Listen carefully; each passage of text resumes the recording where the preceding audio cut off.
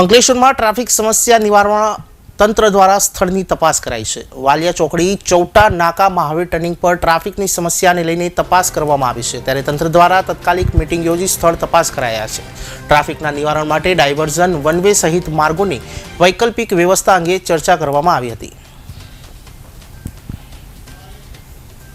તારીખ 11 માર્ચના રોજ અંકલેશ્વર સબ ડિવિઝનમાં સમાવિષ્ટ થતા વિસ્તારોમાં ભારે ટ્રાફિકની સમસ્યાઓથી લોકો પીડાઈ રહ્યા છે,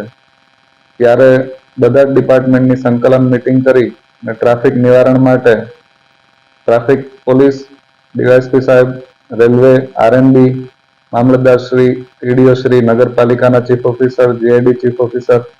તમામને સાથે લઈ ફિલ્ડ વિઝિટ અને પ્લાનિંગ કરવામાં આવી રહ્યું છે, જે અંતર્ગત વાલિયા ચોકડી, રાજપીપળા ચોકડી ખાતે રિપેરિંગ